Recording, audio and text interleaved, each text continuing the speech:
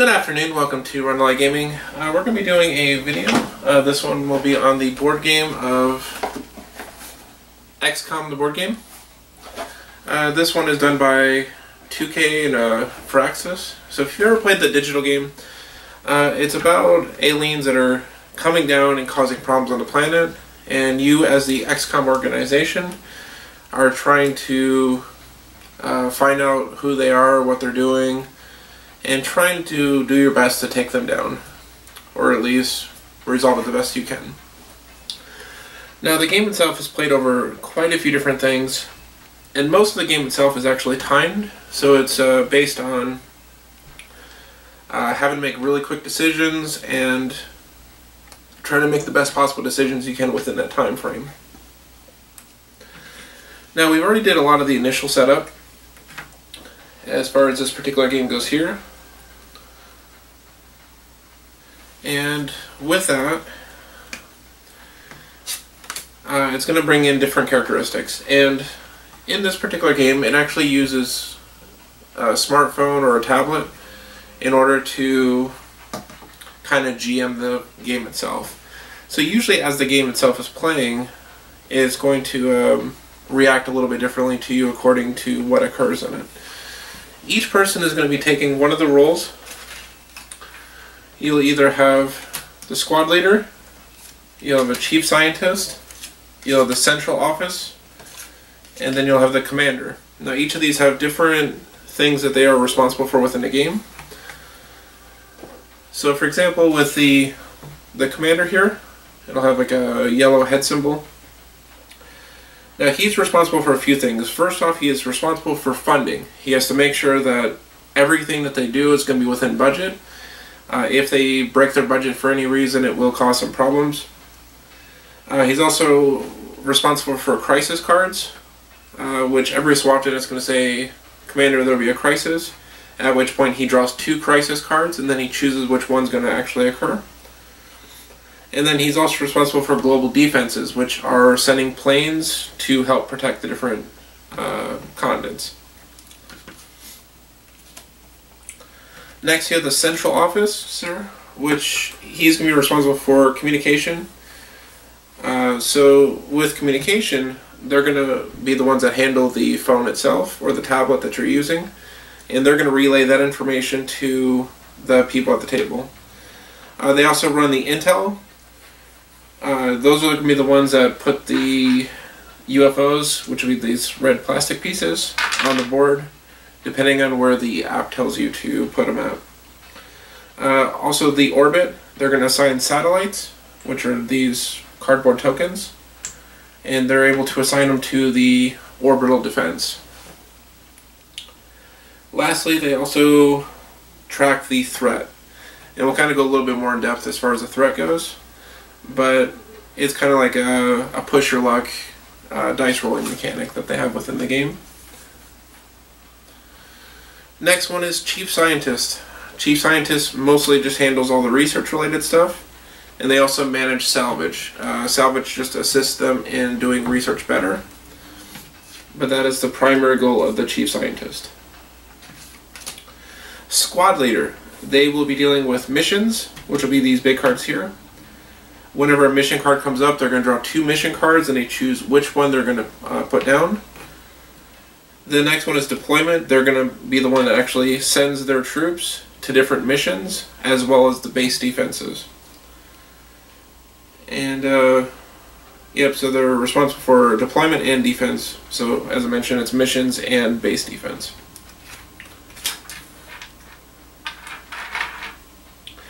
Now, whenever you start up the app, you'll usually put in what kind of mission you're going to be going on.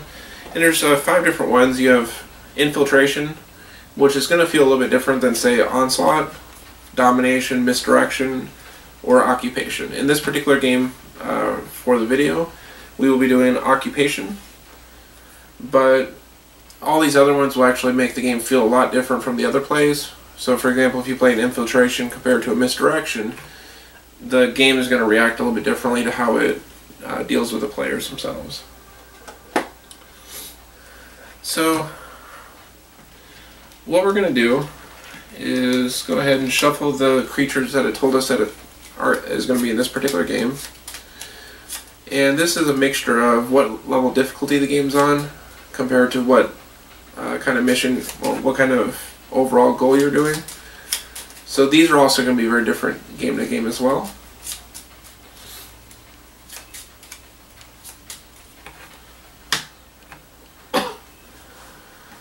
And I'll probably go over some of the other things as well in the game once we get to resolution phase. As far as the board goes, you're going to have a threat track, which we'll go over when we get to resolution. We're going to have research. These are the different types of research that will be getting researched that particular round. We have the mission cards. These are just for what missions are currently going on. When they get flipped over, you'll be able to send troops on it. Base defense section here. These are the monsters that are currently attacking the base. This is the troops that you have. These will be the troops that you'll have located there. This is the base defense damage chart. As this goes up, you'll trigger some of the special things. Like with occupation, whenever this hits one of these red targets, you will increase panic in each continent by 1. So whenever this goes all the way up, it's going to increase the panic of everybody by 1. This is the panic chart. If 2 countries arrive here at the last part of it, then you lose the game. And the other loss of the game is if your damage of your base reaches the end here, then you also lose the game. So either of those could be a lose condition. So 2 countries here, or the damage chart here. And whenever these creatures survive for the round, they're going to do 1 point of damage per creature. So you definitely want to make sure that these guys get removed. Otherwise, if they build up too much, you'll probably end up losing the game just because of the damage at the base. Then you have the board itself. These are the reserves that you can buy from. So these are troops that you don't have access to right now, because the ones you have access to are going to be on the cards over here. These are interceptors, which are the planes that you can send to different continents. And these are also things you can buy. If your stuff blows up during the course of the game, they end up in these reserves. And these are different spots you can put the planes out. So you'll have 3 on each of these continents. And then you'll also have 3 satellite places for orbital. So if they're in space around your planet, you can put satellites up here to kind of defend against that.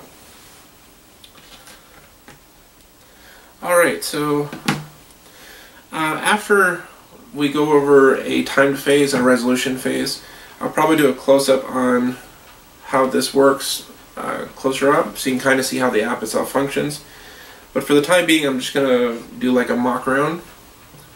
And we did put it on easy mode, so at this point when you hit start, it's going to do a deployment, which takes like 5 seconds to deploy. At this point, you'll have the chief scientist, and technology will be available. So with that, they're going to go look at this deck here, and they're going to draw up to 6 cards. So they'll go back up to their 6 card hand. Usually during this time, it'll probably be a little while before it goes back to their turn.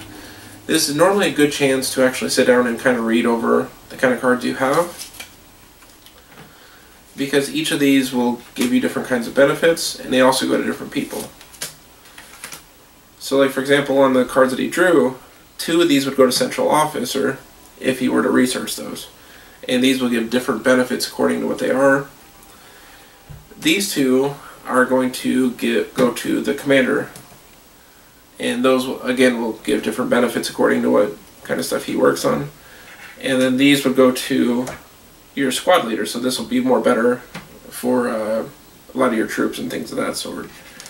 So usually during this time frame, it's usually pretty good to try to make sure you read these while it's everybody else's turn, because if you sit down and wait till it comes back to your turn, you'll not really know what to research on it. We'll go ahead and resume. Now once the scientist says they're done, you'll hit the done button. At this point it says Xcom budget 11 credits. Now normally you'd have all these resources spread out. I kind of forgot to throw the money out there. But you're going to get this currency here.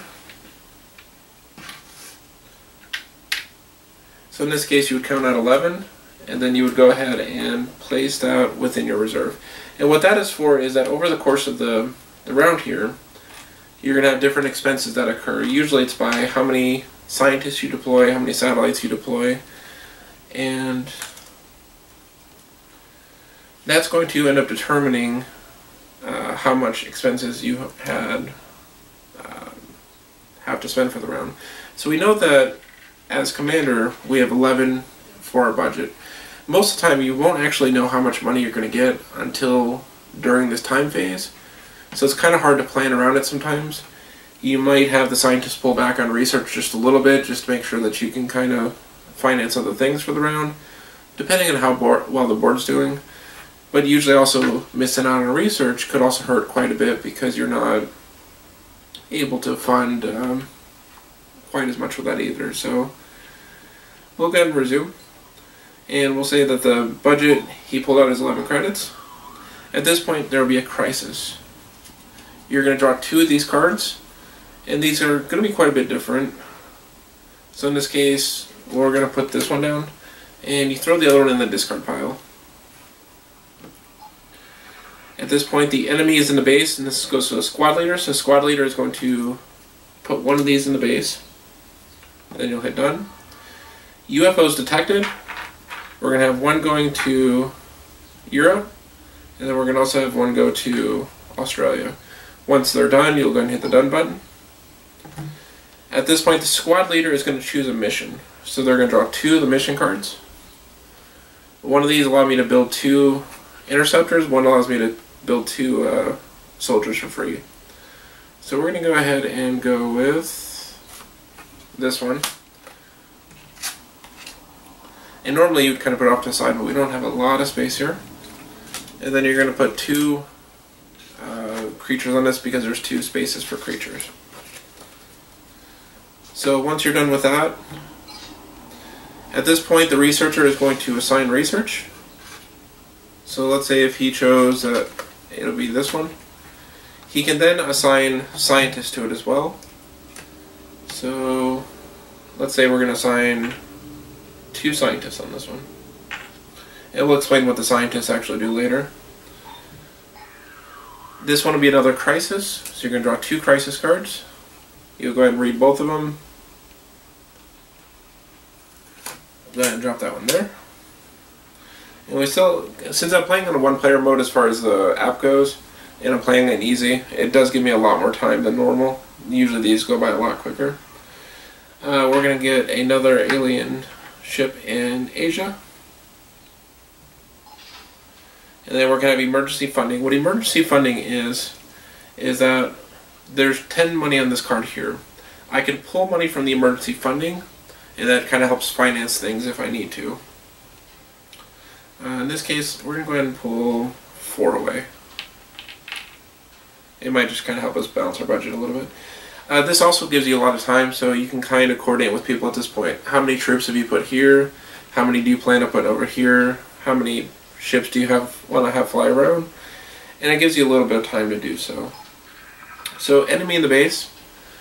The squad leader is going to drop another one in the base. At that point we can just say done. At this point we would deploy squad to the mission. Since we have this mission here, we know that we're probably going to need a sniper. And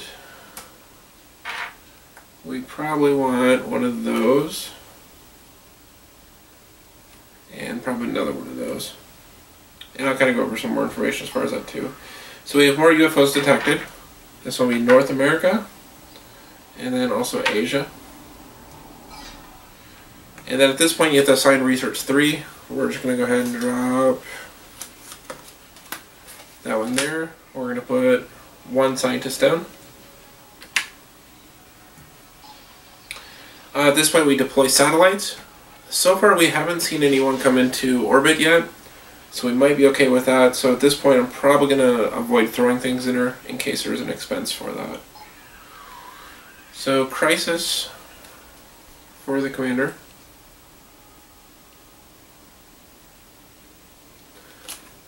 Alright, so we're going to drop that on there.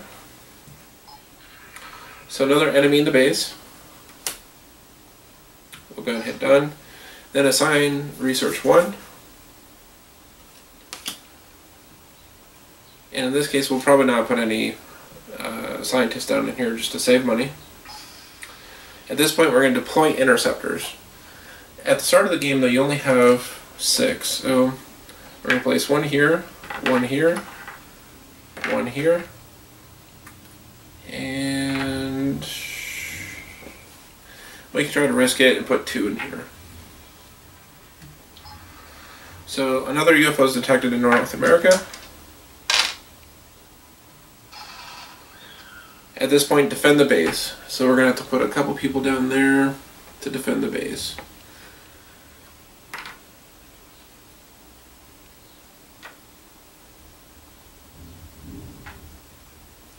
Alright, so we put 3 in there.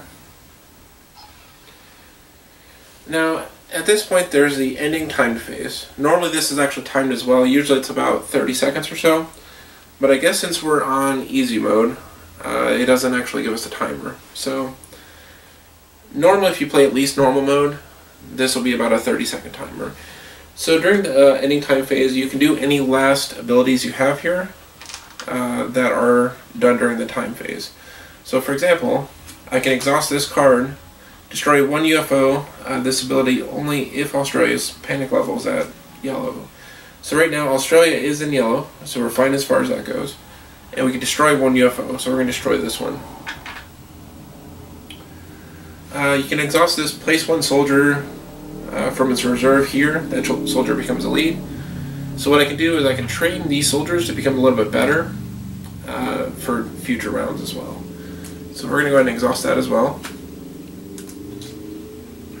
And then you'll have this little purple token. And then you'll just go ahead and drop that on there.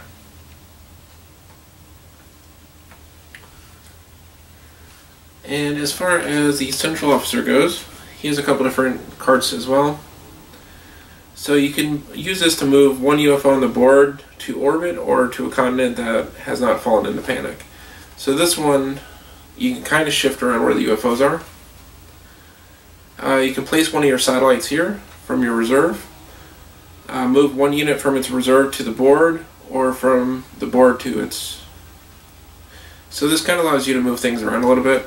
Let's say if you decided that I was going to blow up maybe the single ship, I could then maybe have the central officer pull the ship back so I don't have to pay for it when we come to global defenses. This one is during the resolution phase. You can reroll the alien die, so it will kind of explain that a little bit as well. But rerolling the alien die can help turn a failure into a possible success. Or at least make it to where you won't fail on it. Now the squad leader, if he has 2 soldiers left here, he could put 2 of those soldiers on this card here, which is the Sky Ranger. And when he uses it, he can get rid of one of these crisis cards. So usually if the commander says, there's a crisis card in there, we need to get rid of it now, you can kind of work with the squad leader in order to kind of negotiate that out a little bit and try to make sure that that particular crisis card goes away. Lastly, we have Researcher. He can exhaust this to discard 2 tech cards from their hand, then draw 2 tech cards. So it helps them cycle through their hand a little bit. And then this one helps them use certain abilities. And then this one is if you have Salvage, which Salvage is when you kill these monsters, they get flipped over and are given to the scientists. So they can basically use those aliens that you destroy for research purposes in the future. So that's the kind of stuff that the scientist does. So once everyone has used the timed events that they want to use, or once the clock has run out, you would normally hit the done then, and then you would proceed to resolution phase.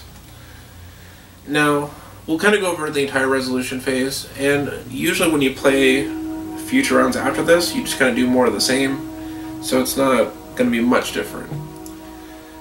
So in this case, it'll be audit the budget.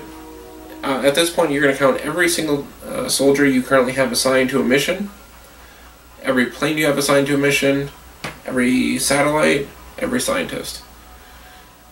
Now, normally this mission would be placed off to the side, but we place it in the center here just so I can see it a little bit easier. Mostly due to table space here. But we have 3 on this mission, so we have 3 so far. 4, 5, 6, 7, 8, 9, 10, 11, 12, 13, 14. So we know that we're going to be spending 14 money on this one. And we currently have 12, 14. We have 15 total right now.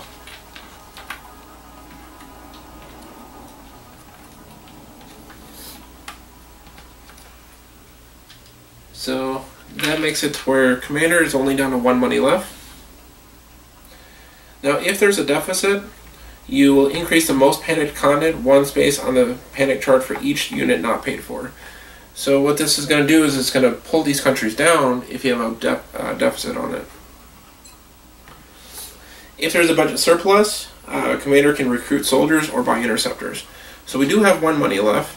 At this point I can choose to either get a new soldier for squad leader, or I can get a new plane for Commander. So depending on how the board looks, like in this case I'll probably just go ahead and get another soldier for him.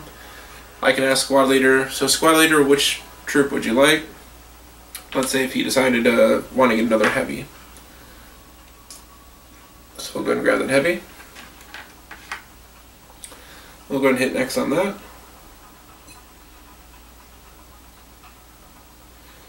So at this point we're going to resolve the crisis cards. Now these can be very random and they could affect a lot of different things. So you normally resolve the top first.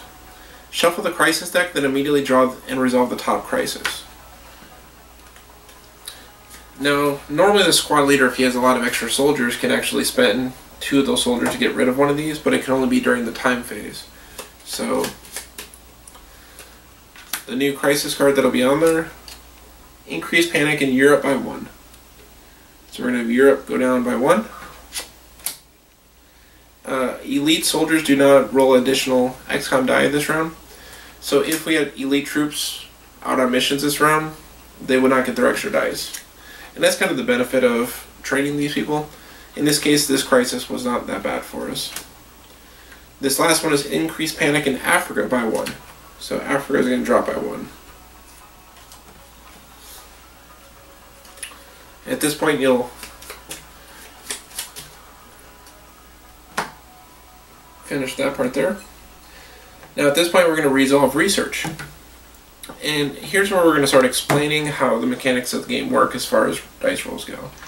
You're going to have these blue dice, which there are 2 Xcom symbols on the 6-sided dice. And then you're going to have a regular D8. It's numbered 1 through 8. And how the game is going to work is that, so when we go to research the research here, we're going to start with 1. 1 does not have any scientists, so we're going to go ahead and just ignore that one for now. This one has 2, so in this case you're going to get 2 blue dice, and then you're going to get the alien red die. And this is going to be more of a push your luck type mechanic. I need 2 successes in order to research this. I have 2 blue dice.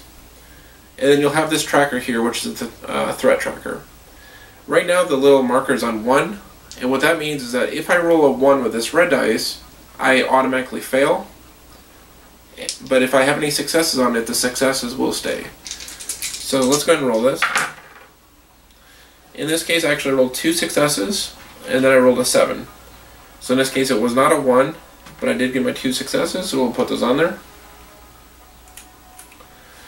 In that case, since we have 2 successes and it needs 2 successes, we're actually going to go ahead and claim this. And then this would actually go over to the commander here. And this is going to give him additional abilities throughout the game. In this case, you can exhaust this to gain 2 money, and you put it on the emergency funding, which will be really good to make sure that he stays funded in the game. And then this last one is the Firestorm. I only have 1 scientist here. So we're going to go ahead and roll the 1 blue dice and the 1 red dice. In this case I did get a success, but I also rolled a 1. You are going to get your 1 success and you're going to put it on the card, just to show that you did succeed on it. And then because I failed it, it will end it to where I can't push my luck further. It will also exhaust my scientist, so this scientist can no longer be used on the next round. They can be used in future rounds after that, though. So 2 rounds from now, he'll actually come back to where I can use him again. But this very next round, he is going to go flipped over for the scientist. So it does kind of hurt the scientist that he can actually drop there. So that was the science phase. At this point, Central Officer, he's going to resolve any combat in space right now, which actually we're doing fine as far as that goes. At this point, we're going to resolve global defense, and this will be done by the commander. Now, you get a blue dice for every ship that you currently have in the continent. So we'll start with North America here. There's 1 UFO, and then there's 1 interceptor. In this case, I rolled a 7, but I got a blank. So it's going to move the threat tracker up 1. I can choose to roll again, but if I fail for any reason, I lose all ships that are assigned to this location. In this case, I have 1 success and a 6, so it will kill that. It will then reset the threat marker since this part of the mission's gone. We're going to go to this part of the mission next. I only have 1 ship there, and they have 1 UFO. So again, I have 1 success, which will kill it, and I rolled a 4, so I'm fine. Now we're going to go to this one here, which has 2 UFOs and 2 ships. You know, I roll really good for this demonstration video, but normally I roll really, really awful. But I got 2 successes off of 2 dice. And it's going to kill those. And we don't move the threat marker again. And then Australia. So I rolled a blank and a 7. It's going to move the threat up. I can continue to push my luck. Roll an 8 and a blank. This will move up. So if I roll 3 or below, I will fail the mission. In this case, I rolled a 1, still a blank. I'm going to have all my ships that are assigned to it destroyed. At this point, we're going to resolve the base defenses. Now, this is going to be a little bit more of a stressful thing usually, because these missions don't actually end once, you know, like this threat doesn't reset after each monster killed. You're going to continue pushing your luck until either you succeed or you lose. So we're going to start off with this one.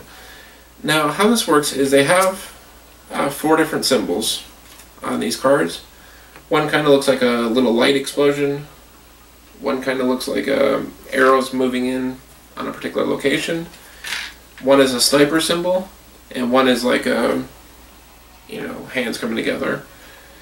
In this case, I can assign whatever I want to, but they do have one that's in yellow around it, and then they have one that's by just regular.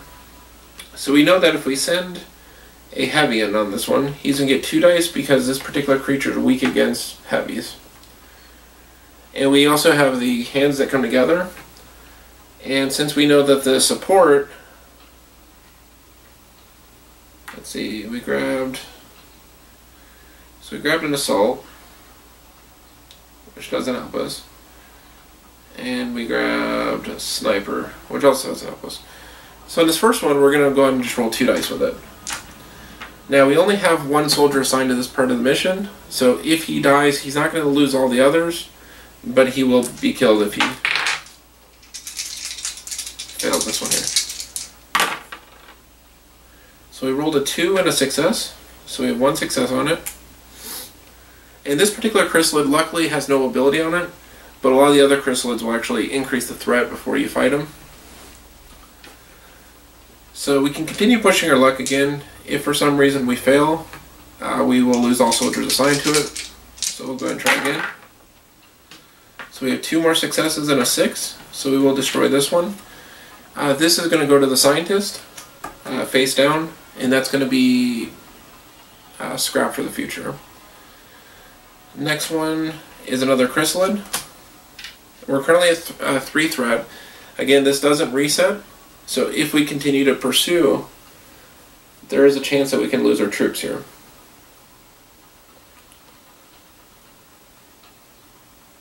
So we can either go for another chrysalid, or we can go for the outsider. In this case, I don't think it makes a huge amount of difference, because we can grab that one for the explosion looking one. We can grab him for the hands to come together, and one for the sniper. So we are risking a little bit more though. And because this is the first time we rolled against it, we kind of have a 50-50 shot here because it's going to increase the threat by 1. So it depends on how risky you feel like going. But if we also leave these 2 alive, that also means that they're going to do 2 base damage as well. So it's a little bit of a toss-up, but there's a 50-50 chance we could just get killed here.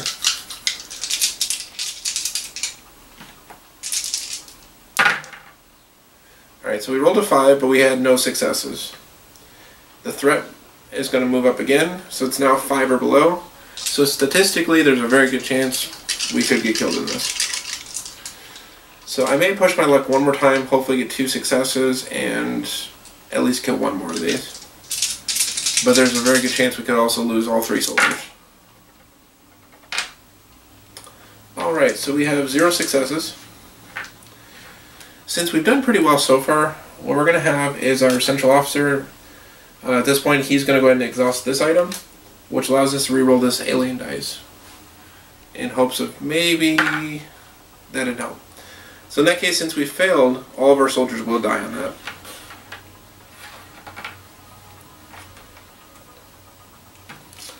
These 2 aliens are going to go back to the base.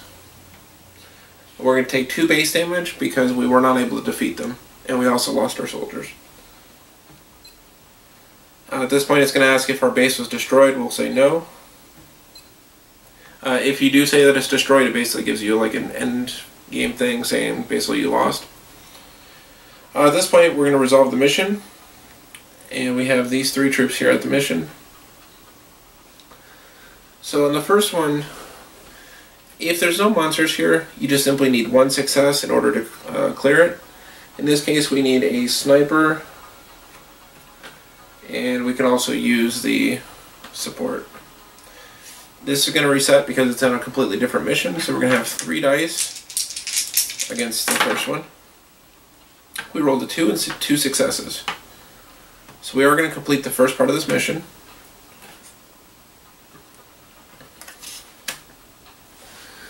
So the next part is we have the 2 hands that come together, and then we have the glow one, which unfortunately all we can do is send the 1 support on this, and because it has a weakness against it and the support has a strength against it, we're going to get 2 dice on this one. And right now we're at 2 threat. Alright, so we go to 3 threat. We rolled a 4, so we're still okay. We're on 4 threat. We did get 1 success on that. That particular soldier that was assigned to that part of it will die though.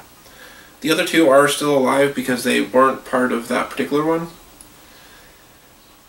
So at this point we can either choose to assign someone else into it, which may go ahead and throw this other support into it. Again, this does not reset, so we are at 5 and below.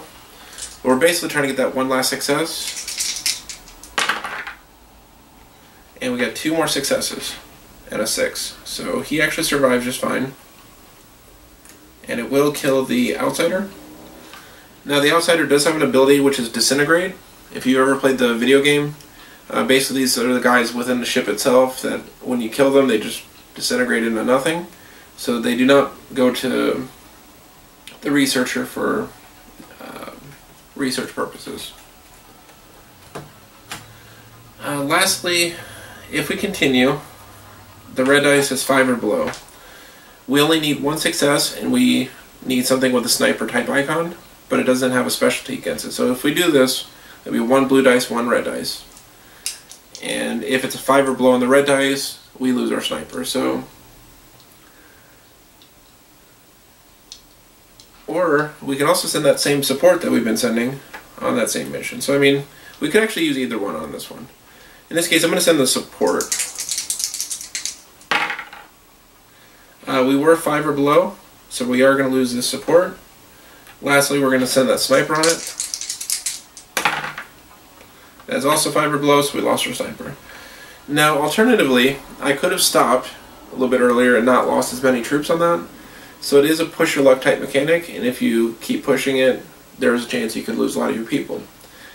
The idea here was that if I lost maybe the support on the last one, I could re-recruit them, because the first ability on this one is that if we are successful, we're going to recruit 2 new soldiers, so those soldiers we just lost, we could just re-recruit new ones.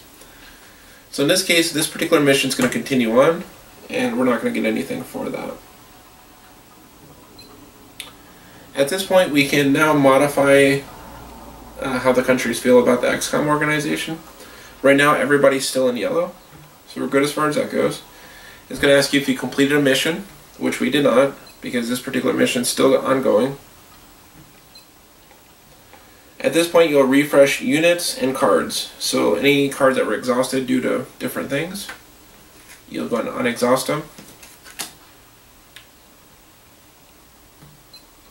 All units assigned to a task or placed on a card are returned to their reserve, except for soldiers assigned to the mission. Exhausted satellites and scientists are not refreshed. So anyone that was exhausted due to failure, they will not be flipped back over. They're going to stay exhausted for the time being. And the ones that did not didn't fail are going to go back. If we still have troops on this mission here, they will not go back. Basically, they're stuck on the ground wherever that's at, and they're still basically kind of fighting it out. Oh yeah, also earlier, I forgot to do it, but Australia here still has a UFO in it. When we would have resolved all the global defenses for everyone that was still currently in over one of the continents, is going to take 1 off of here. So in that case, it's going to push Australia down 1 because of this UFO that's still there. At this point, it's going to ask you for any UFOs that are currently in orbit. We currently have 0 in orbit. And now, normally this would go back to the time phase, but I feel that those that are watching should have a basic understanding of enough to where they should be able to play it at this point. But it's going to do a lot of the same stuff, and it's going to go through all those cycles again. And there are some neat little things about the game, is that, let's say if you have a bunch of stuff in orbit, they're going to start messing with your satellites a little bit, and it can jumble up the order a little bit as far as what this comes into. Normally, you're going to have a lot of these UFOs arrive on different continents, and as they arrive on different continents, you can then kind of plan to fight against them. But let's say you had a bunch of stuff in orbit, one of the first things they may ask you to do is drop all your interceptors. But you don't see anything out there, so it's kind of confusing at that point. Because let's say if you throw planes into Africa, but then there's no UFOs that come down in Africa, you've literally just wasted the money throwing them in Africa. So that'll be kind of one of the neat things that the app does, is it does kind of modify itself according to what kind of decisions you're making in the game. Now, some other things to kind of go over here is that after a certain time frame in the game, you have your overall mission. If you remember me mentioning, like in this case, like occupation. Usually by turn 4 or 5, it'll actually give you an option within the app itself. You can then flip this over, and in this case it requires 1 monster on it, or sorry, 1 alien. And once you complete this last mission, you'll end up winning the game. Now that might sound easy to do, but this mission is particularly difficult. Now you can do a lot of your normal stuff, but like some of the things that occur on these later ones are a little bit different. So only elite soldiers can be assigned to this task. So if you're on this particular second task, you can have only elite soldiers do it. Which means if you know that's going to occur, you need to keep a lot of these elite soldiers from getting killed, and you want to use them for this later mission as well. On this one, this task requires 3 successes to complete. So normally you only need 1 per section, but this is going to need 3 successes to complete it. And now the thing is, you can only do this particular mission like turn 4 or 5, so you're also having to still deal with a lot of other stuff on the board You know, you still have things going into the base, you still have ships to deal with out here, but this is your win condition. So basically you need to make sure that you can get the soldiers you need for here and still balance the budget in a way that you can actually get them, you know, fund also doing that. Because as you've seen really quickly, at the start of first round, we only had 4 troops in here, and I've already got 5 killed. You only start with 8. So right now, the squad leader's not doing particularly well as far as troops go, because when the next round starts, he only has 3. He has this 1 elite heavy, 1 regular heavy, and then 1 assault.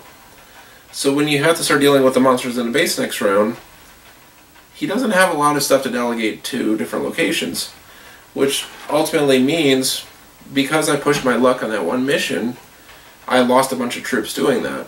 And because I lost all those troops, I'm now going to be hurting next round, which means a lot of other things won't be completed.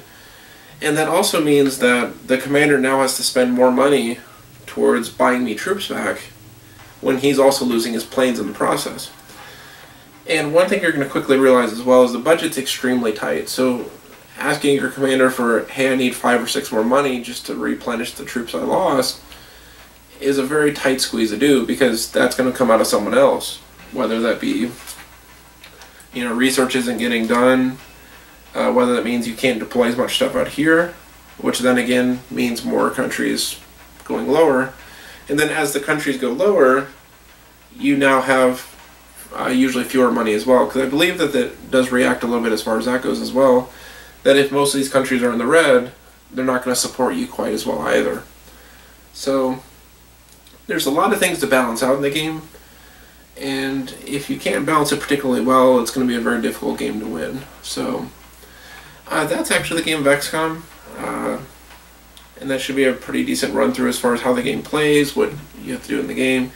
It is a very quick paced, it's a little bit stressful for a lot of people that I've played with, but it is something that is a little bit different of a feel as far as these kind of games go. So I do hope you've enjoyed the video itself, and we'll probably do a close shot up after this part here.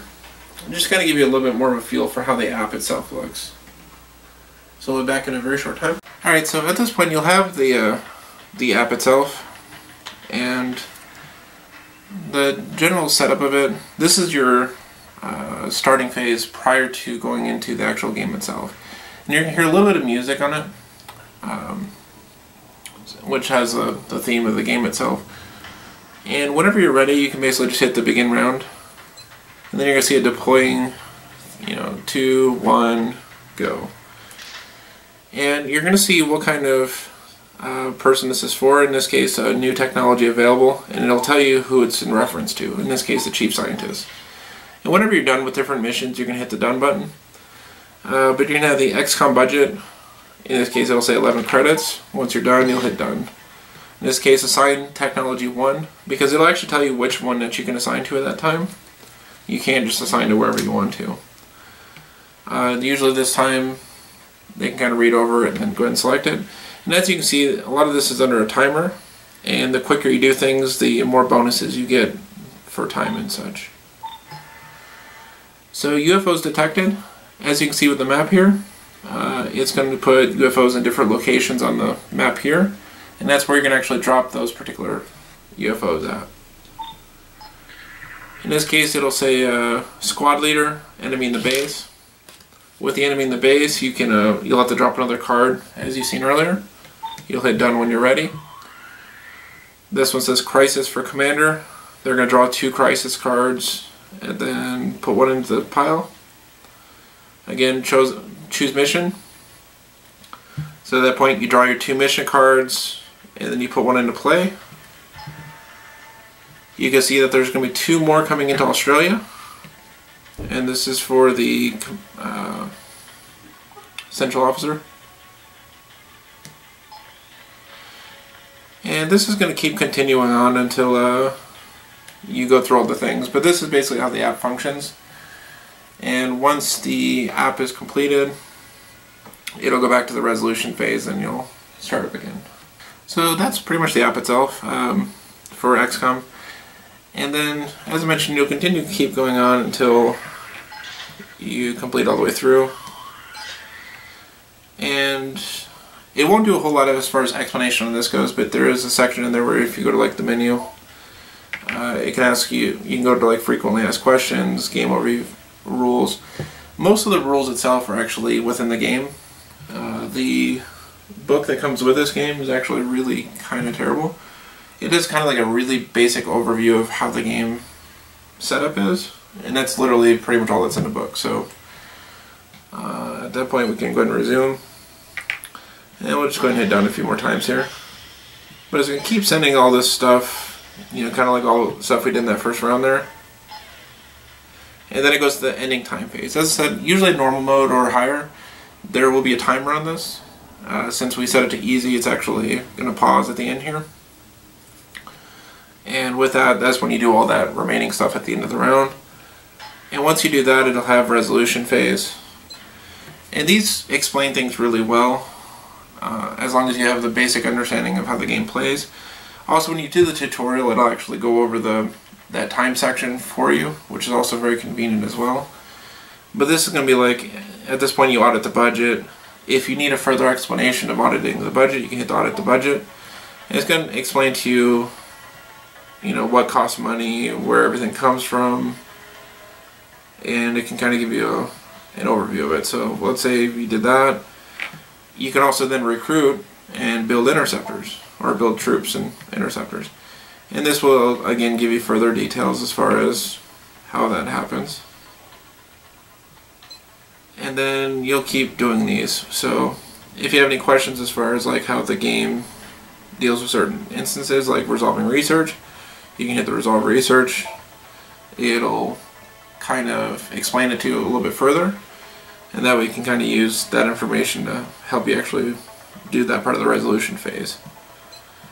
So that's actually really informative. You know, say like not is your base destroyed after the whole combat thing. Let's say if we decide to go with destroyed, as you can see, it'll give you like a game over screen. The game over screen just shows, you know, your organization was wiped out and game over. And then it would bring you back to like the main menu. So you don't want to hit destroyed unless you actually got destroyed, otherwise it messes up everything for you. But that's the game of Xcom. As I mentioned, it can be very stressful for people that aren't used to making really quick decisions and, you know, running through that.